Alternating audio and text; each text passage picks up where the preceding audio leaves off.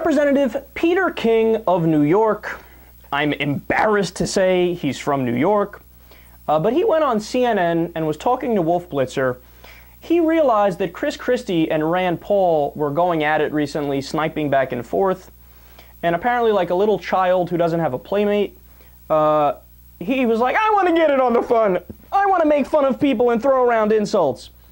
So, of course, we all know that Chris Christie and Rand Paul have presidential aspirations, but it's a little known fact that so does Peter King. I mean, it's laughable because he'd never win and the guy's an idiot.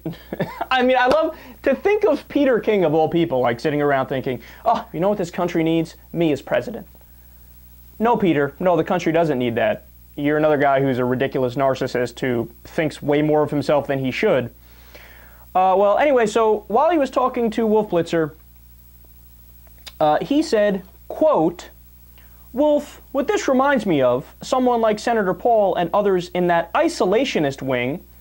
Now, the Republicans had this debate back in the 1930s when you had the isolationist and the Charles Lindberghs that said we should appease Hitler, and the Democrats had it in the 1960s when the anti-war movement blamed America first, and in both cases, it hurt the party for years. Each party was hurt for years.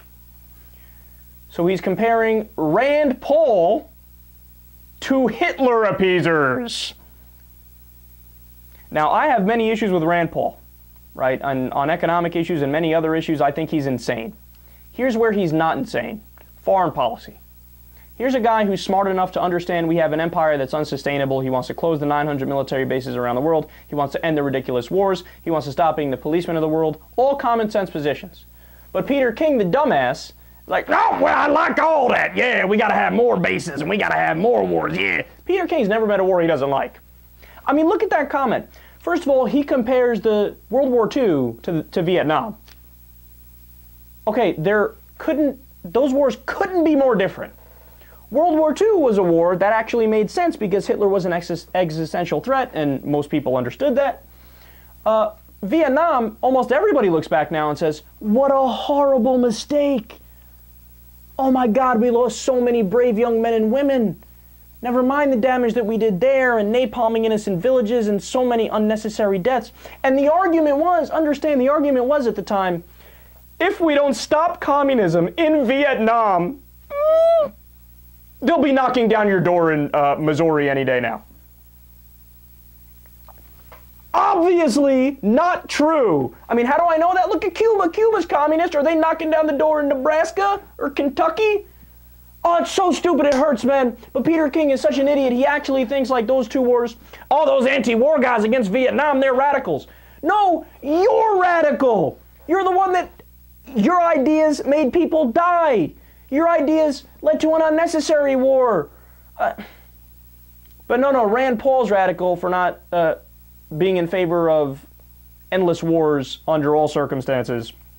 And by the way, what existential threat exists today that's equivalent to Hitler? Because you just called Rand Paul a Hitler appeaser, so who's today's Hitler? You don't have an answer for that. Of course you don't. So what are you going to say? Oh, it's Osama bin Laden. Okay, he's dead. Next, got anything else for me? Oh, it was Saddam Hussein. He's gone too, he's gone too. And also, by the way, he was our ally at one point, so we clearly didn't believe he was as bad as Hitler, right? Anybody else? Anybody else? Anybody? I mean, seriously, there's no existential threat to the United States. We are our own biggest enemy. Al-Qaeda is literally, in Afghanistan, Al-Qaeda has 50 to 100 dudes. That's not from some left-wing blog. That's from our own CIA admitted that. So Peter King could not be more wrong. And then King also suggested that Paul's preference to cut off aid to Egypt after the recent coup there is anti-Israel. Now, the argument goes, oh, well, the reason why we give money to Egypt is so that they don't attack Israel.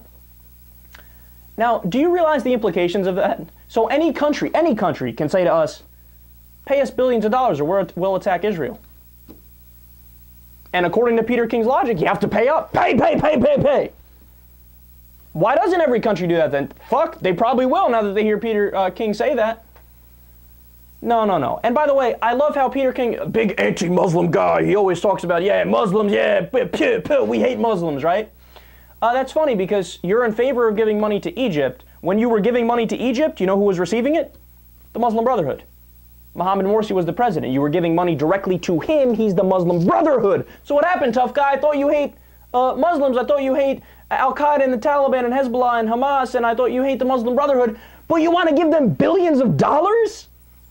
What a fool, man. I'm done with this fool. He doesn't know anything about foreign policy at all.